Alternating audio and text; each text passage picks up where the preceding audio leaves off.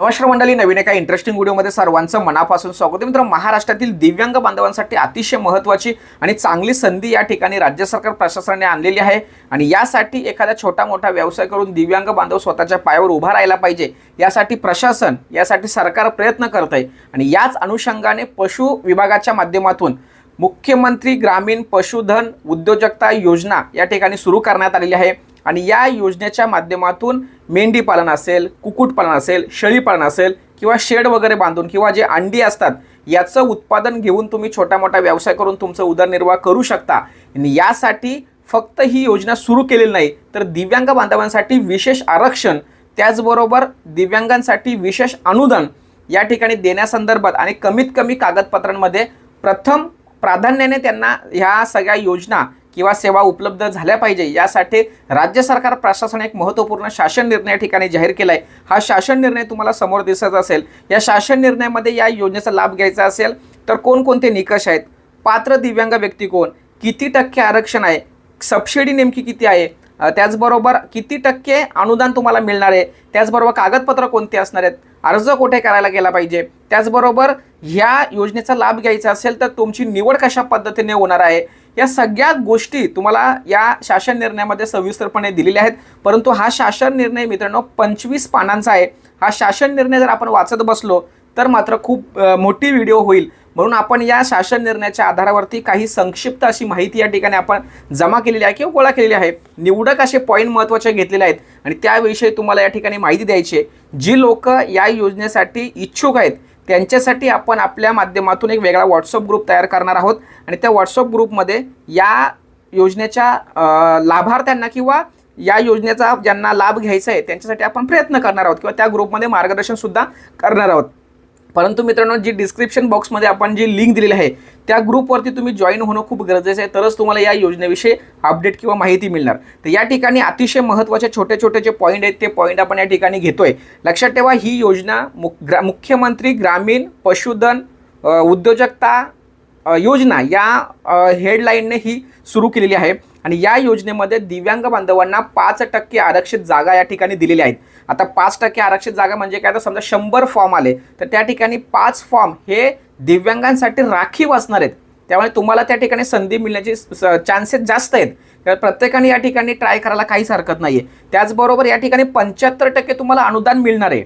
75%, मग समजा 1 लाख रुपयाचं जर एखादं तुम्ही योजनेचा लाभ घेतला, समजा मेंढी पालन किंवा शेळी पालन 1 लाख रुपये अंदाजे मी तुम्हाला सांगतोय, तर त्यामध्ये तुम्हाला 75,000 रुपये सरकार देणार बघा आणि 25% फक्त तुम्हाला भरायचे आहेत. म्हणजे एवढ्या चांगल्या पद्धतीने सबसिडी आहे. आणि ही सबसिडी मिळत असताना तुम्हाला त्या ठिकाणी विविध हप्ते वगैरे असणार आहेत, असं खूप लोड नसणार आहे. त्यामुळे खूप चांगल्या पद्धतीची ही योजना आहे. 5% आरक्षण आणि 75% अनुदान या सगळ्या गोष्टीचा विचार करून ही योजना तुमच्यासाठी महत्त्वपूर्ण आहे. यामध्ये तुम्हाला शेळी मेंढी पालन करता येणार आहे, म्हणजे शेळीचं किंवा मेंढी पालन हा व्यवसाय तुम्हाला या ठिकाणी सुरू करता येणार आहे. त्याचबरोबर या ठिकाणी तुम्हाला जे काही अंडी असतात त्या अंड्यांचं उत्पादन तुम्हाला या ठिकाणी करता येणार आहे. त्याचबरोबर आता दुधाळ ज्या गायी असतात किंवा म्हशी असतात याच्यासाठी सुद्धा तुम्हाला या ठिकाणी अर्ज करता येणार आहे. तुम्हाला या सगळ्या गोष्टीसाठी शेड बांधावा लागतो, ते शेड बांधण्यासाठी तुम्हाला सुद्धा त्या ठिकाणी अनुदान दिलं जाणार आहे. तर अशा महत्त्वाच्या बाबींवरती विचार करून ही योजना या ठिकाणी सुरू केली आहे. छोटे मोठे म्हणजे आपल्याला खूप मोठ्या स्वरूपात न घेता छोट्या छोटे शेळी पालन असेल, कुक्कुटपालन असेल किंवा म्हैस गाई आपल्या कार्यक्षमतेनुसार तुम्ही घेऊ शकता आणि हा व्यवसाय सुरू करू शकता. का मी हे तुम्हाला सांगतोय, कारण तुम्हाला आरक्षित जागा आहेत. लक्षात ठेवा, जर सर्वसामान्यांसाठी ही जो योजना असती तर मी तुम्हाला नाहीच म्हणलो असतो, पण तुमच्यासाठी जर जागा शिल्लक राज्य सरकार प्रशासनाने ठेवलेल्या आहेत तर तुम्हाला लाभ घ्यायला काहीच हरकत नाही. महाराष्ट्रातील नाही जास्त पण एक बऱ्यापैकी एक 10-20 लोकांनी जरी लाभ घेतला तरी खऱ्या अर्थाने ही योजना आपल्यासाठी लागू झालेली आहे असं म्हणायला काहीच हरकत नाही. आता तुमच्या मनामध्ये प्रश्न असेल की सर या योजनेचा लाभ घ्यायचा असेल तर कागदपत्र किती लागतील, कोणते लागतात.